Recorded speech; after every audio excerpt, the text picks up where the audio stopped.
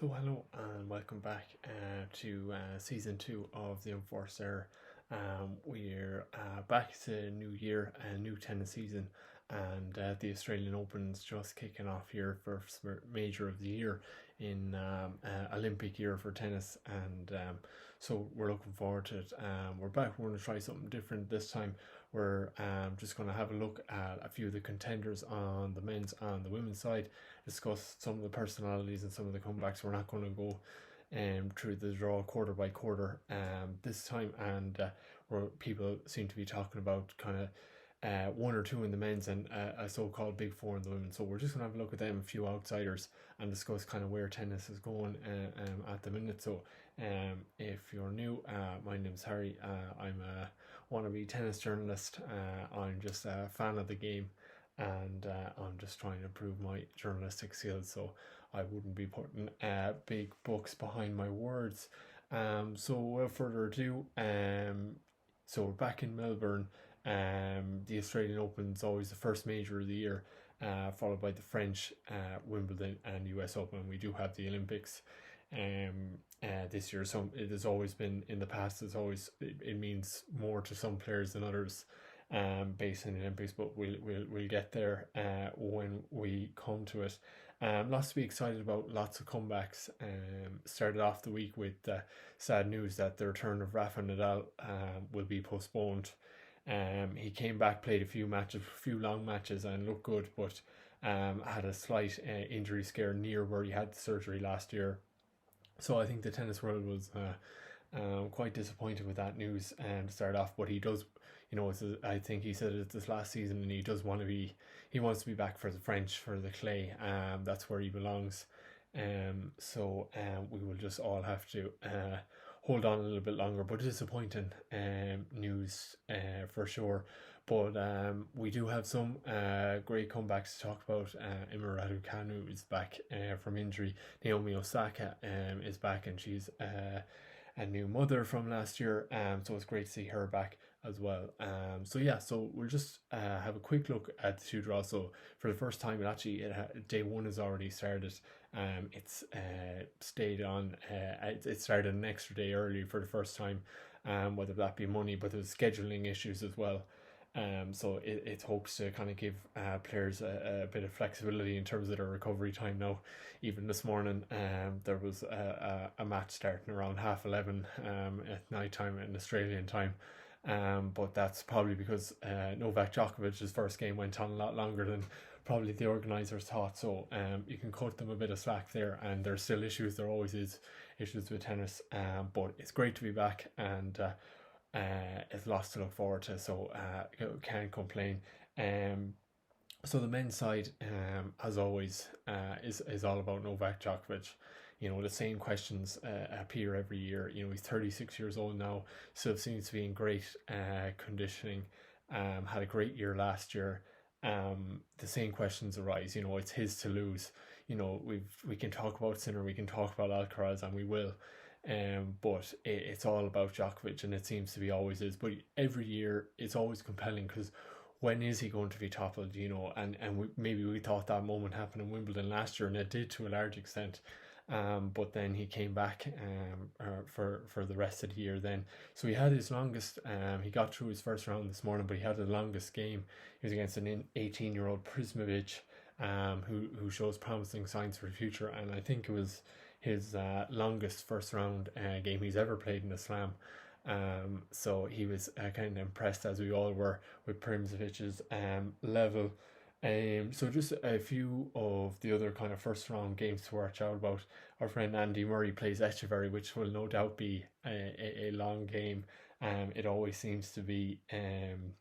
So Andy Murray, probably has to define for himself, and a bit like Djokovic has to, I guess, ask himself at this point how much more he wants from tennis. What his goals is to play at a high competitive level for how long. I don't know how much his body can take, but it's great to see him, and he played in some of the most memorable matches of last year without going too deep in the slam.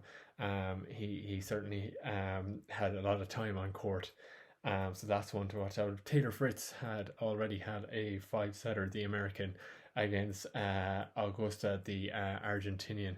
and he said, it's someone, sometimes when you don't see C's and you see the scoreline, you think, oh, Fritz is a bit off, but he played a very, very good game in the end and rose the level as much as he needed to get by. And he said in his press conference that people often won't look at the guys who aren't unseeded and kind of brush them aside and put it down to Taylor Fritz's kind of rustiness at the start of the season. But Augusta, the Argentinian players are very tough, and they give out some of the strongest and longer games that you will see on tour as well. So great for him. It's going to be interesting. Francis Tiafoe won today in another long game.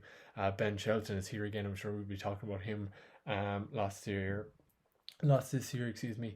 Tsitsipas was supposed to be playing Berrettini, which I was hoping to do a more detailed preview of, but unfortunately Berrettini had to pull out due to injury, so that's very disappointing. It's kind of a heavyweight clash, the way you always get one or two in the first round.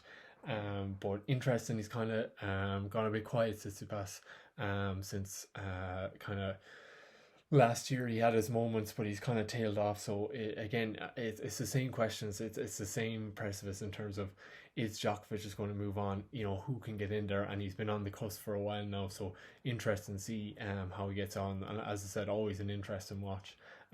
So he'll be rooting for and his Greek counterpart, Maria Sakkari, who we'll talk about shortly, won today as well.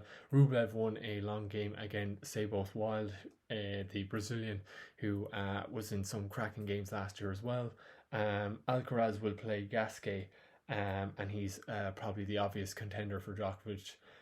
How many times we'll see this clash between Alcaraz and Djokovic, I don't know, but I guess we should savour it while we can. I think it's, there is good guys there. If I think there's four people who talk about four guys in the men's and four guys in the women's that are a little bit further than everyone else ahead. I don't know if I agree with that. It's always in the women's last year we talked about the big three, but we talk about a big three until there's a big four and a big fight. So I think it's easy to get caught in that. I think Djokovic is still definitely the man to beat. Alcaraz probably behind him, and then you're looking at Sinner and Medvedev certainly for this Australian Open to see who's going to do it. But I guess the same questions in terms of the men's draw. When is Djokovic going to topple? And it's a pity Nadal isn't here, because it's just been interesting to see how far you go. Probably unrealistic to see him go too far, but you never know. And like I said, Djokovic had a long first round this morning against an 18-year-old kid who looks very promising. So you there's nothing guaranteed, and it's still so hard to win seven games over 2 weeks, and he's conditioned so well. But they're quite be interesting to see, especially if Sinner or Medvedev could make some waves this year and get a slam. It would be great to see them sharing it out. Alcaraz kind of tailed off the end of last year. I think he had a lot of games in the legs, and his style of tennis is so fiery anyway, it's hard to keep a consistent level going all the time. The women's draw then, I suppose Iga Swiatek is back to being the favourite. She had a strong surge last year, and she took back the number one seeding at the end of the year from Sabalenka. Plays Sofia Kenin in the first round, so that's a wonderful game. Two Grand Slam champions. Sofia Kenin was finding her form again last year and battling hard to get back deep into the major. So that'll be a cracking watch and a good. I think Swiatek will like that. That's a good test to get the ball rolling. Oftentimes she will be in midway through the second week in a Grand Slam and hasn't broken a sweat. So I think it'll be good for her to get a few tough games in. So when it comes down to it and the games that really matter, she'll have more experience of being in there. Now she has enough experience from winning slams, but just to get the body used to it, people do different things in the off season. Some people play loads of tennis, some people don't play at all. But it'll be interesting to see where she's at. Kerber is one of the ones who's made a comeback from injury as well, and she plays Danielle Collins, which will be an interest. Made the final a couple of years ago, which should be interesting. Tomljanovic is another one on the comeback. Tomljanovic, who's a great player, suffered with injuries a lot the last few years, but her ceiling is pretty high, and if she can get on a run in her home slam, be interesting to see. Again, coming back from injury, often it takes a while to build up that consistency, but the home crowd, the home slam, and She seems to be very confident in her press conference as well in where she's at. So that'd be great. Rybakina is probably, bet Sabalenka in a tournament last week, and probably didn't quite have the year that she wanted last year. Still had a pretty successful year all the same, but probably the hottest informed player coming in. Bet the socks off Sabalenka last week. And I suppose a lot of tournaments last year she just didn't have the energy levels. I don't know, is there sickness going on and stuff like that, but the winner of Wimbledon there 18 months ago as well, and I think her level has improved so much since then. So a lot of people predicting a rematch between the great final last year between her and Sabalenka. So it'll be really interesting to see how far she goes. Has a tough first round against Pliskova, but it'll be interesting for sure. Zheng plays Kruger. Zheng, a very improved player from last year, a bit like Haddad Maya outside that kind of top 8 bracket, or top 12. They're thereabouts. They're just on the cusp of getting into the WTA finals, and they actually won. And they played in the final, the both of them, of the tournament just below that. So really improved player, has a great movement, great reading of the game, and a very good forehand as well. So one of those players that no one wants to come across. Emma Raducanu is back, plays Rogers in the first round. Tough first round for her. It's just going to be interesting. Can she get a few games under her belt? She's had a awful time with injuries the past few years, but great to see her back. And I'm sure the British fans are going to be watching her with high anticipation. And she's still very young, still got a lot of time to play for. I don't know what her goals are.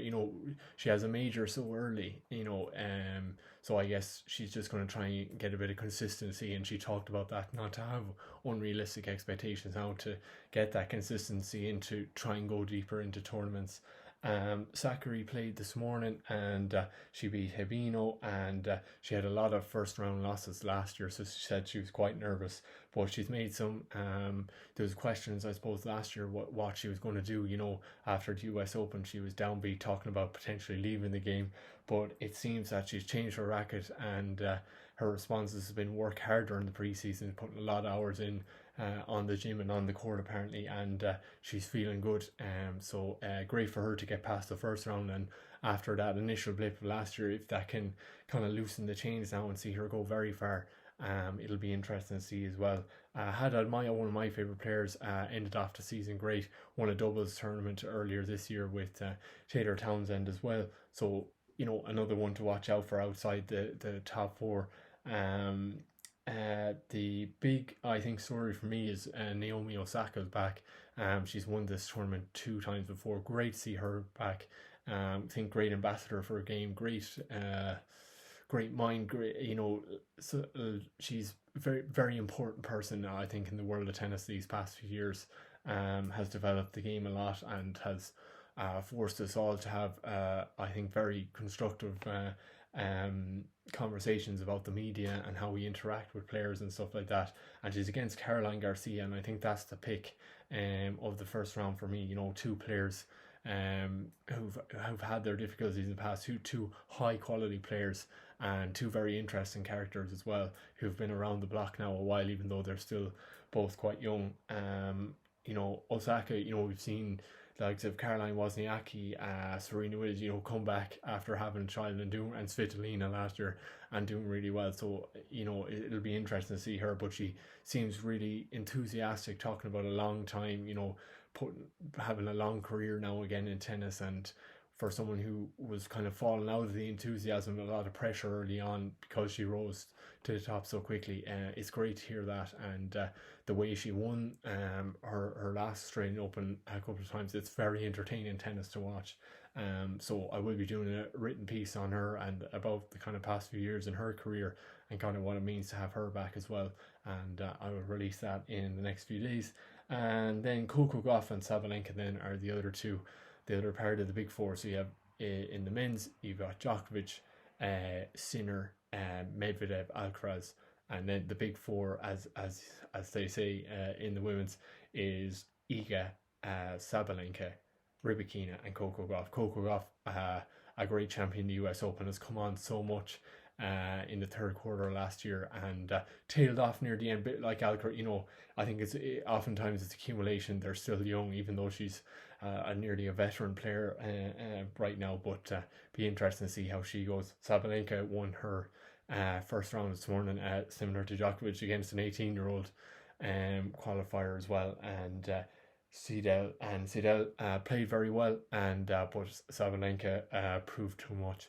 And Sabalenka's reigning champion. How does that mindset feed into her? She had some tough losses last year as well, but she knows Melbourne well, and she knows she can do it here. So it's all set up, I think, for a great tournament, a great 2 weeks, and we'll try and keep up with it as best we can. I will be releasing a small written piece on the two reigning champions. And I will be releasing just a kind of player profile on Naomi Osaka as well. I'm going to try and write about some of the players who have either made a comeback and I just think is great ambassadors for the game as well. So here's to a great year in tennis. Here's to the great first Grand Slam of the year. And as always, thanks for listening, and we'll see you shortly. Thank you.